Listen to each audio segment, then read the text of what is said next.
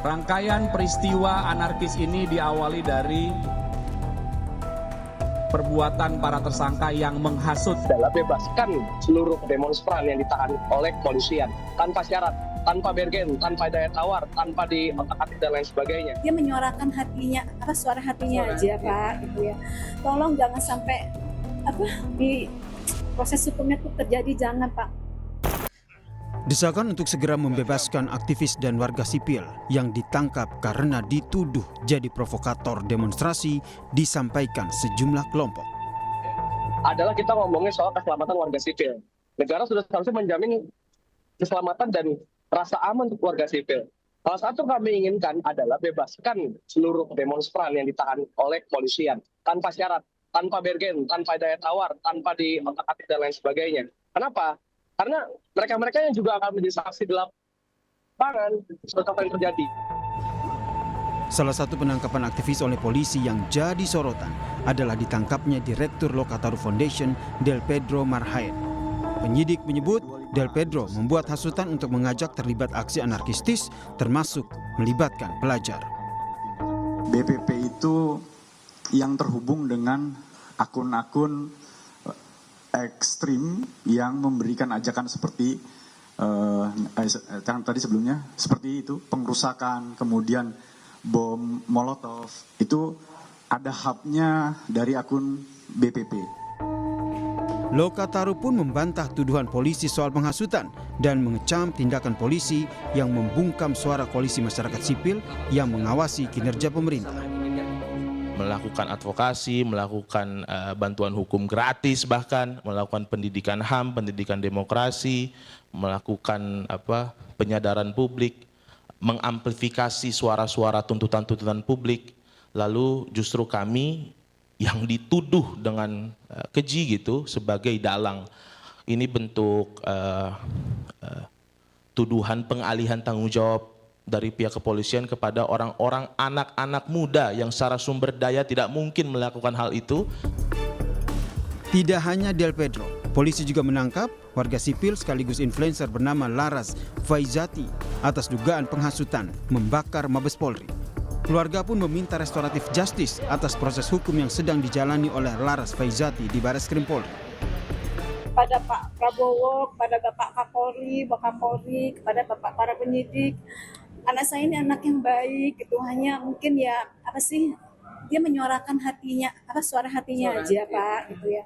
Tolong jangan sampai di proses hukumnya itu terjadi, jangan Pak. Mohon bantuannya Laras untuk dibebaskan gitu loh Pak Prabowo, Pak Wakapolri, Pak Kapolrinya.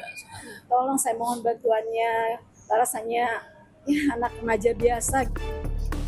Nama lain yang juga ikut ditangkap adalah admin sekaligus humas Gejayan Memanggil Syahdan Hussein yang ditangkap atas tuduhan ikut menyebarkan ajakan perusakan saat aksi unjuk rasa di Jakarta.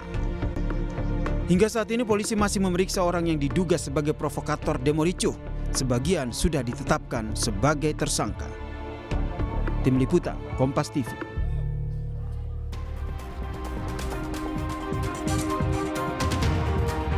Saudara, di Jakarta polisi sudah menetapkan 43 orang tersangka kasus demo ricuh, sebagian dituding sebagai provokator termasuk penghasutan kepada anak-anak. Salah satunya adalah Direktur Lokataru Foundation Del Pedro Marhaen. Lalu bagaimana melihat proses penanganan kasus ini?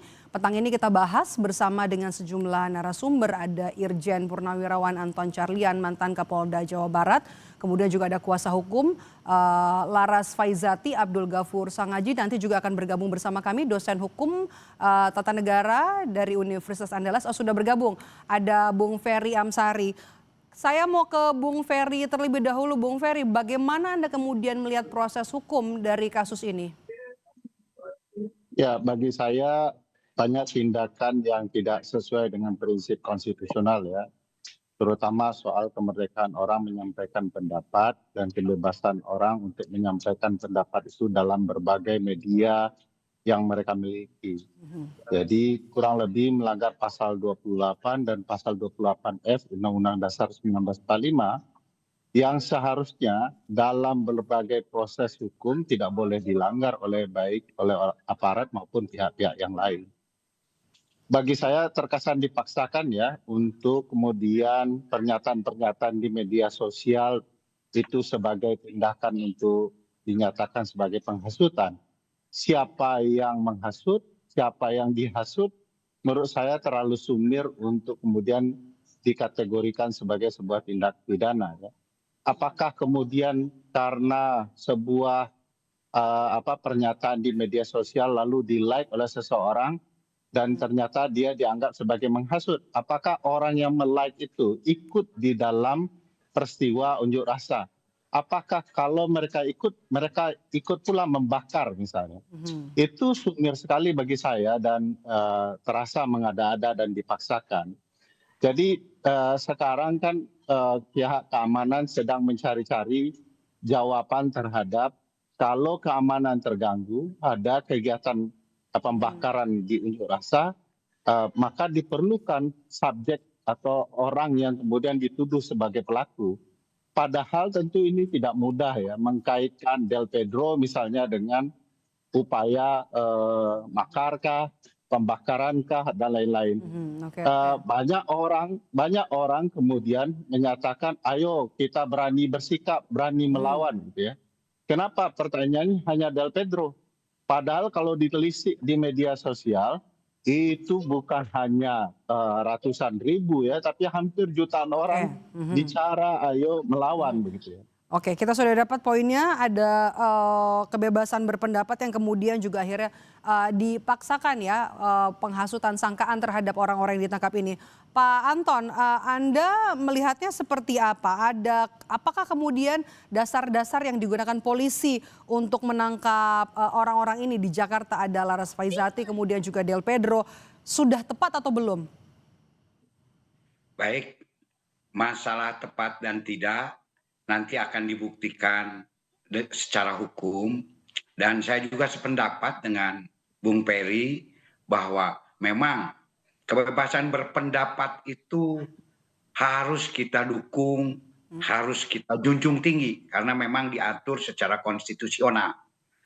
Namun di dalam hal ini saya yakin dan percaya bahwa polisi di sini tidak sedang mengusut masalah kebebasan berpendapat, karena ketika mahasiswa adik-adik mahasiswa ini melakukan unjuk rasa, tidak ada satupun juga dari Korlap atau siapapun juga yang ditangkap, bahkan dikawal, difasilitasi.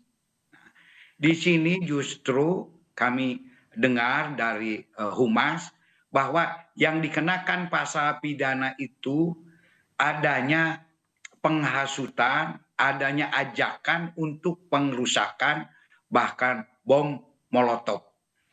Tapi walaupun demikian, ini tetap harus dibuktikan secara jelas, dan pembuktian itu ada di nanti di pengadilan. Bukti-bukti apa yang harus dibutuhkan Ya, untuk membuktikan sangkaan ini, Pak? Kenapa? Bukti-bukti apa yang diperlukan polisi penyidik untuk membuktikan sangkaan ini?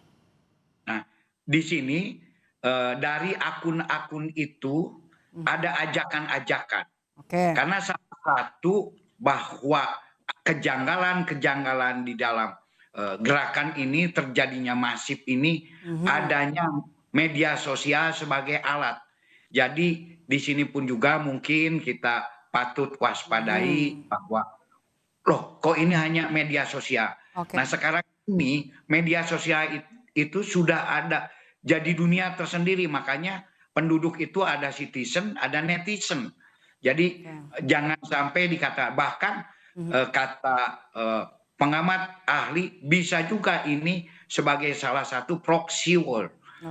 Bahwa media ini sangat-sangat berpengaruh. Jadi di sini yang diusut oleh polisi itu bukan kebebasan untuk menyampaikan pendapat. Kita sudah tangkap poinnya. Pak Anton, saya mau ke Bung Ferry. Bung Ferry, bagaimana kemudian hasutan yang disampaikan kepada pelajar untuk ikut demo? Anda melihatnya seperti apa? Jadi begini, bunyi lengkap pasal 28F Undang-Undang Dasar itu kurang lebih seperti ini. Setiap orang berhak memperoleh informasi, mengembangkan informasi, dan menyebarluaskan informasi yang dia dapati kepada berbagai media yang mereka miliki. Jadi kurang lebih media sosial adalah media informasi.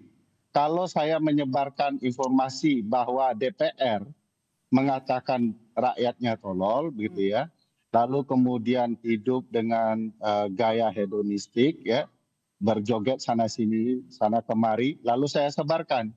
Dan saya bilang bahwa ini tidak elok, tidak baik. Yang menghasut itu pernyataan saya atau tindakan DPR. Kalau publik marah karena tindakan DPR, maka DPR harus dinyatakan sebagai orang yang melakukan penghasutan. Karena orang marah, gitu ya. Nah, sekarang mari kita lihat unsur-unsur penghasutan itu, terutama terhadap orang yang dihasut. Saya tidak melihat ya, seorang Del Pedro ya, saya kenal dia orang saja tidak besar badannya, kurus bahkan gitu ya, lalu punya kemampuan untuk kemudian mempengaruhi orang agar terhasut ucapannya. Dia hanya seorang pemuda yang bergerak demi kepentingan masyarakat sipil, menyuarakan pendapatnya, ya. Nah, masa orang menyuarakan pendapat kemudian dituduh menghasut? Yang terhasut siapa, begitu ya? Apakah orang terhasut itu karena Del Pedro atau karena tindakan para penyelenggara negara? Kan dua hal yang perlu diperhatikan baik-baik oleh pihak harus hati-hati nih penyidik untuk memproses kasus ini. Saya mau ke Pak Abdul Ghafur. Bagaimana kemudian proses hukum klien Anda, Laras Faizati, saat ini? Ya, makasih Mbak Meidap. Jadi untuk kasusnya Laras, saya kira itu tidak beda jauh dengan yang tadi sudah disampaikan oleh Bang Ferry ya. Bahwa untuk kasus Laras begini, Laras ini seorang anak muda yang bekerja di lembaga internasional AIPA di bawah ASEAN, yaitu Asosiasi Antar Parlemen khususnya untuk negara-negara ASEAN.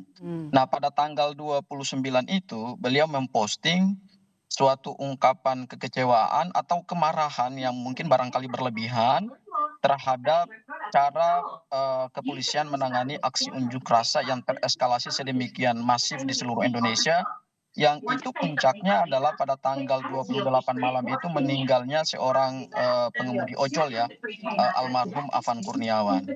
Nah, pada tanggal 29 itu beliau memposting sesuatu postingan yang nadanya memang ada isi untuk seperti membakar gedung Mabes Polri ya. Kemudian pada tanggal 31 Agustus itu ya, 2 hari setelah diposting, kemudian tanggal 31 Agustus ada yang kemudian melaporkan perkara tersebut ke Baris Krim Polri, dan 1 hari setelah LP naik, kemudian pada tanggal 1 itu langsung Tapi ditetapkan polisi menuding sebagai klien tersangka. Anda ini melakukan provokasi untuk membakar Mabes Polri. Iya, kalau kita lihat pasal-pasal yang ditetapkan itu kan adalah semuanya adalah pasal penghasutan ya. Pasal 28A, pasal 28 ayat 2 Undang-Undang ITE, kemudian ada pasal 32 Undang-Undang ITE, pasal 160 KUHP dan pasal 161 KUHP. Semua pasal itu adalah pasal penghasutan. Kalau kita lihat pada delik penghasutan, sebagaimana yang juga disampaikan oleh Bang Ferry tadi ya, bahwa harus ada terpenuhi unsur-unsur deliknya gitu ya. Apalagi Mahkamah Konstitusi dalam judicial review terkait dengan pasal penghasutan itu sudah mengkualifisir penghasutan itu sebagai delik material ya, yaitu antara kegiatan penghasutan yang dilakukan oleh seorang penghasut terhadap terhasut, kemudian harus ada akibat gitu ya. Nah, setelah Bagaimana kemudian bisa membuktikan, penyidik bisa membuktikan delik-delik ini, membedakan mana ajakan demo, kemudian juga mana penghasutan, harus hati-hati supaya polisi akhirnya tidak salah dalam melangkah dalam proses ini. Kita akan bahas usai jeda, tetaplah bersama kami di Kompas Petang, kami kembali sesaat lagi.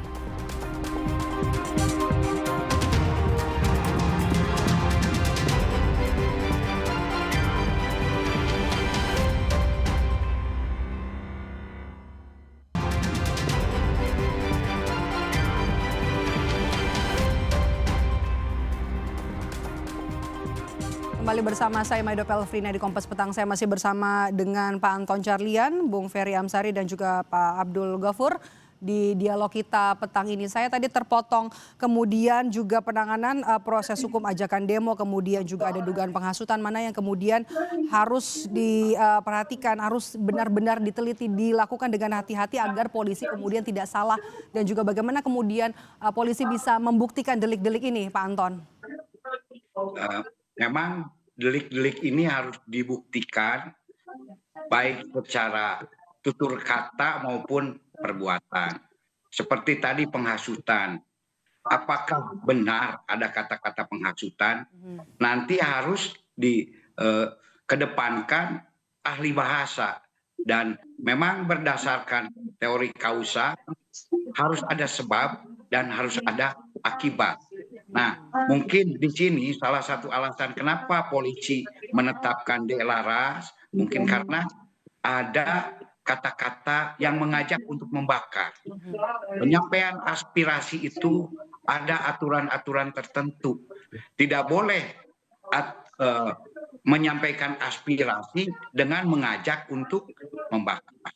Dan ketika itu pun juga dianggap sebagai sebuah, boleh tidak mengajak untuk menyampaikan aspirasi. Untuk penyampaian aspirasi pun juga kan ada ketentuan, ada aturan, harus memberi pemberitahuan berapa banyaknya. Nah, dalam situasi yang sudah cukup ya kacau ini, nah kalau disebarkan begitu saja ini kan cukup berbahaya bagi keamanan dan ketertiban. Nah, adik-adik mahasiswa yang memang menyampaikan aspirasi kan dikawal jelas. Jadi boleh sangat dijunjung tinggi penyampaian pendapat, tetapi ada juga aturan-aturan yang memang harus ditaati oleh kita bersama. Tidak seenak udile dewe, oh ini aspirasi. Kita tahan sampai di situ, Pak Anton. Saya mau ke Bung Ferry. Bung Ferry, Anda ada respons, Anda melihat ada dugaan pelanggaran HAM dalam penangkapan yang tidak sesuai dengan prosedur dalam kasus ini?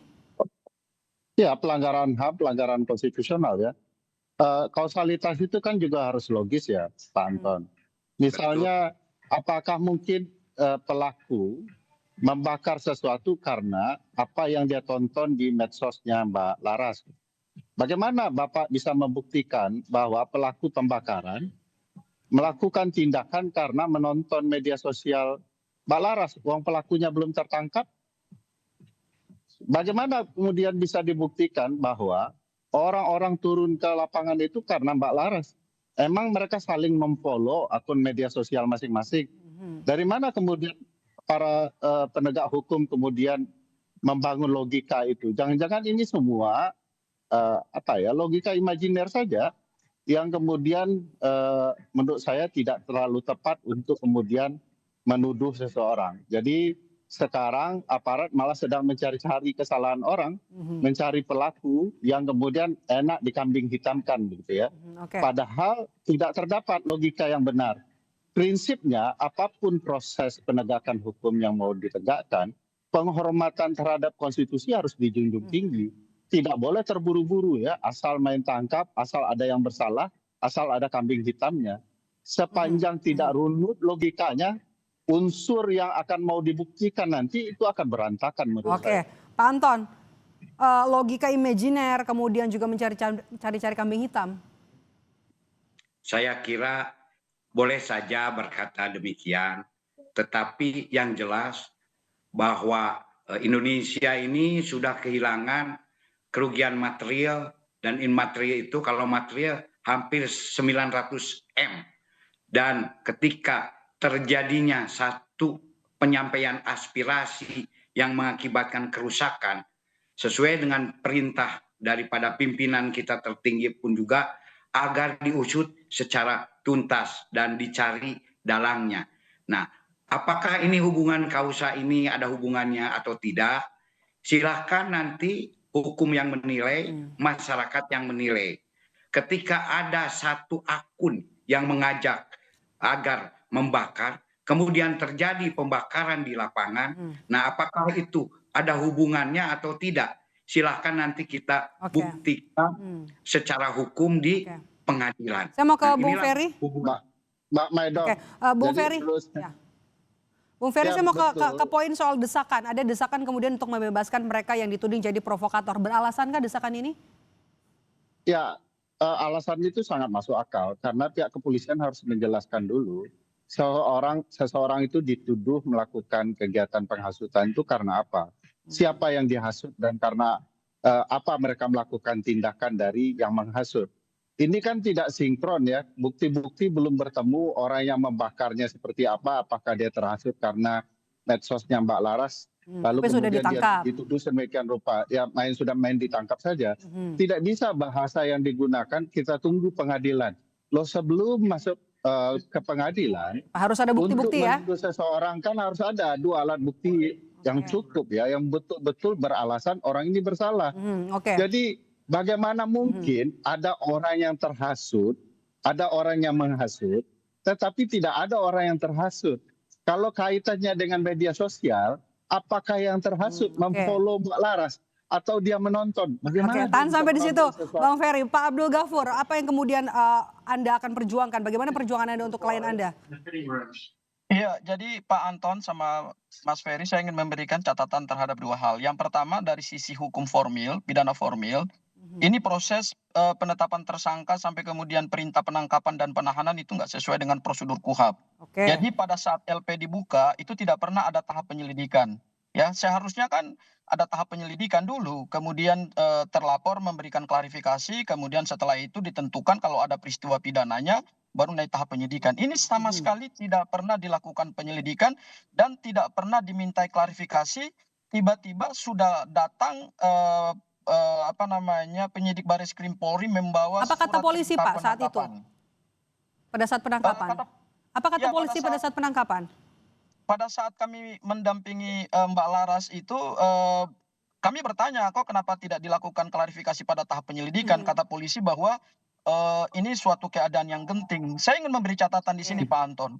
Keadaan genting itu tidak bisa kemudian kita menabrak hukum acara kita ya. Kita ini negara hukum, jadi semua harus berdasarkan hukum. Itu dari sisi hukum formil.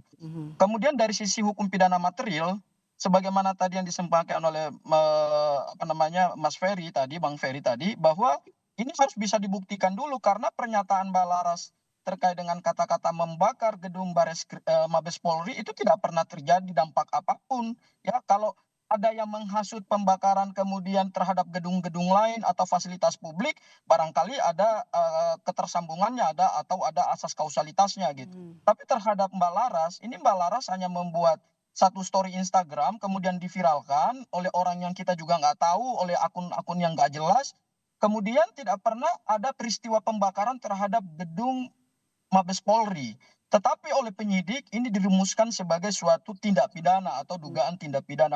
Menurut kami kan harus terpenuhi dulu unsur-unsur tindak pidananya gitu. Kita bicara delik material ya, ini bukan delik formil. Penghasutan itu harus jelas antara 3 unsur utama, siapa yang menghasut, siapa yang terhasut, dan harus ada akibat nyata, akibat konkret dari suatu penghasutan itu. Kalaupun memang Mbak Laras menyampaikan kata-kata bakar gedung Mabes Polri, itu bisa jadi berdasarkan hasil pemeriksaan penyidik itu hanya ungkapan kekecewaan yang spontan dan tidak diikuti oleh aksi massa, tidak diikuti oleh mobilisasi massa. Dan Mbak Laras ini ingat loh ya, dia bukan demonstran, dia tidak terlibat di dalam aksi-aksi anarkis, aksi-aksi lapangan. Hanya seorang profesional bekerja di lembaga internasional, tapi kemudian pada saat momen Pak Anton, bagaimana Anda menjawab tudingan dari salah satu orang yang ditangkap, kemudian juga ada tudingan cacat prosedur, kemudian juga pembuktian soal penghasutannya? Baik, justru di sini apapun juga tadi penyampaian aspirasi itu apapun juga alasannya tidak boleh melakukan satu ajakan yang bersifat pembakaran. Nah, apakah ini berhasil atau tidak? Misalkan sekarang maaf saja ada di akun yang mengajak untuk membakar rumah Pak Abdul Ghafur. Nah, kemudian tidak terjadi. Tidak terjadi itu karena apa? Itu mungkin saja karena di Mabes Polri saat itu ya penjagaannya tidak bisa ditembus. Nah, kemudian juga masalah cacat prosedur hukum, saya kira di era keterbukaan zaman sekarang ini tidak mungkin istilahnya tanpa adanya 2 alat bukti yang sah, Polri melakukan suatu upaya-upaya yang sangat-sangat bertentangan dengan hukum. Karena kalau memang dikatakan misalkan ada kekurangan-kekurangan, mari kita juga selesaikan berdasarkan ranah hukum, yaitu adanya pra-peradilan. Silahkan, kan di sana bukan anggota Polri, tapi pihak-pihak pengadilan yang akan mengadili apakah benar tindakan Polri ini tidak sesuai dengan hukum, baik dalam persangkaan maupun dalam sisi Pak Abdul Ghafur, tantangan pra-peradilan akan diambilkah oleh klien Anda? lewat pra-peradilan. Pak Anton, begini, saya kira ini bukan soal isu pra-peradilan ya, tetapi ini soal kehati-hatian dan profesionalisme Mabes Polri, apalagi ini lembaga Mabes Polri ya, yang tentu ini kita harapkan dalam melakukan penegakan hukum itu kan harus sesuai dengan due process of law. Kita bukan soal ini suatu keadaan genting, negara dalam keadaan genting. Memangnya keadaan genting itu seperti apa sih? Kalau memang mereka tidak ditangkap, terus negara ini bubar. Kalau memang mereka tidak ditangkap, terus aksi demo itu makin meluas dan merusak Indonesia. Apalagi kemudian nanti terjadi tindak pidana makar seperti yang disampaikan oleh Pak Presiden Prabowo, saya kira itu tidak tepat ya. Seharusnya dalam melakukan suatu kegiatan penegakan hukum, ya penyidik itu harus berpedoman pada KUHP, karena KUHP itulah rules untuk memberikan batas-batas terhadap penyidik supaya jangan melampaui kewenangan. Hukum formil atau hukum acara pidana itu kan tujuannya itu pokoknya, supaya penyidik itu di dalam menegakkan hukum ya itu tidak boleh melampaui kewenangan, tidak boleh menabrak hukum acara, tidak boleh kemudian atas nama tadi mengekang kebebasan atau atas suatu keadaan genting terus menerima LP tanpa prosedur penyelidikan langsung menetapkan tersangka. Saya kira ini kita mundur ini penegakan hukumnya. Ini bukan lagi negara respons hukum Anda, yang Bung sesuai Ferry. dengan KUHP gitu. Ya, saya pikir terasa sekali ya di kasus Del Pedro, Mbak Laras, teman-teman aparat kepolisian sedang mengada-ada saja. Menurut saya misalnya dinyatakan bahwa ini keadaan genting. Padahal yang menentukan keadaan genting bukan kepolisian. Ada presiden di dalamnya itu. Dan kita ketahui tidak ada tuh pernyataan presiden soal keadaan genting. Baik itu nanti berupa darurat sipil maupun darurat militer ketika aksi berlangsung. Jadi itu sama sekali tidak dibenarkan. Perlu juga diperhatikan sebelum bicara KUHP, kita perhatikan hak konstitusional orang. Misalnya di pasal 28D bahwa setiap orang berhak mendapat perlakuan yang adil. Adil nggak kalau setiap satu orang ketika dia menyatakan bakar atau lawan gitu ya, lalu dia dinyatakan sebagai pelaku tindak pidana penghasutan. Padahal kalau Pak Anton perhatikan di media sosial banyak tuh jutaan orang ngomong itu semua gitu ya. Nah bagi saya tidak bisa juga kemudian dicarikan orang yang kemudian mudah untuk ditangkap lalu dia ditudingkan dia melakukan tindakan yang menimbulkan keributan itu. Jadi juga harus beralasan.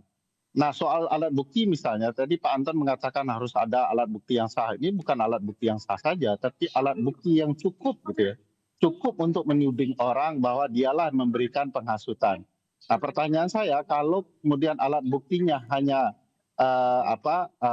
pernyataan di media sosial sementara orang yang terhasutnya tidak pernah ketemu, bagaimana itu ceritanya orang dituding telah melakukan penghasutan? Bisa saja Pak Anton mengeluarkan pernyataan yang sangat bombastis ya, bakar parlemen. Tapi yang dibakarnya tempat yang lain tidak ada hubungan sama sekali. Kalau kemudian ada dibakar tempat yang kemudian berkaitan dengan itu belum tentu juga karena antara yang disampaikan dengan yang dilakukan oleh penghasut berbeda.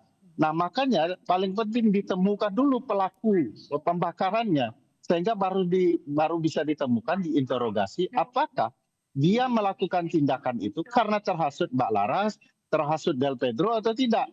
Jadi pertanyaannya ini belum bertemu kok kemudian polisi sudah menetapkan tersangka. Jadi mestinya alat bukti yang cukup itu betul-betul bisa mengarahkan seseorang sebagai pelaku tindak pidana. Kalau tidak itu negara bermain asal saja dalam menegakkan Terakhir, sama ke Pak hukum. Anton. Pak Anton, bagaimana kemudian Anda menjawab keberatan-keberatan dari Bung Ferry dan juga kuasa hukum dari Laras Faizati?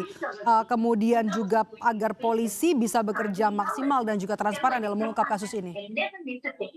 Terus saya setuju bahwa polisi harus bertindak transparan. Namun di dalam hal ini sesuai dengan KUHP, salah satu alat kontrol hukum itu ya saat ini karena sedang berjalan proses hukum ya lewat pra-peradilan. Mau lewat jalur yang mana kira-kira yang harus ditempuh? Karena ini Nunggu pra-peradilan dulu, Pak. Sudah Kasihan berjalan. Kak Anton, saya pikir kasihan dong rakyat Kak Anton kalau semua jawaban aparat penegak hukum. Oke, tahan dulu Bung Ferry. Mungkin kita kasih kesempatan saya untuk berbicara. Nah, ini justru ya inilah yang diatur oleh KUHP kita. Nah, masalah dua alat bukti apakah lewat penyelidikan dan penyidikan tentu saja sudah ada di dalam juknis. Ketika sudah ditemukan dua alat bukti yang sah dan sudah digelar, itu pasti itu bisa langsung ke penyidikan. Dan saya juga setuju bahwa untuk alasan genting itu tidak ada. Nah, kalau memang polisi mengatakan bahwa alasan situasi genting ini baik, kita sudah tangkap poinnya. Itu. Dan juga kalau juga mungkin ada dari Bung Ferry tadi ada akun-akun lain yang mengajak dalam menyampaikan aspirasi harus membakar, tolong sampaikan kepada pihak Polri. Sehingga di sini pihak Polri pun juga nanti akan mengusut gitu. Jangan polisi hanya dengan penangkapan ini sudah yakin ya punya bukti-bukti begitu ya. Bung Ferry, terakhir dari Anda. Ya, seperti ini ya, yang paling penting itu polisi dan aparat penegak hukum tidak asal ya. Dan tidak boleh polisi cuman mengatakan tempuh jalur hukum pra-peradilan. Loh kan harusnya orang juga diberikan haknya. Kenapa dia dituding, apa alasannya, apa buktinya. Disampaikan secara terbuka kepada publik ya. Kan polisi punya hak ya untuk menyampaikan apa yang dia rasa benar. Tetapi publik juga punya hak untuk mengetahui apa yang sebenarnya ditudingkan. Waktu kita terbatas. Bung Ferry, terima kasih Bapak-Bapak sudah bergabung bersama kami di Kompas Petang dan juga atas dialog hari ini. Anton Carlian, mantan Kapolda Jawa Barat, kemudian juga Bung Ferry Amsari, pakar hukum tata negara dari Universitas Andalas, dan juga Abdul Ghafur Sangaji, kuasa hukum dari Laras Faizati. Sehat selalu Bapak-Bapak.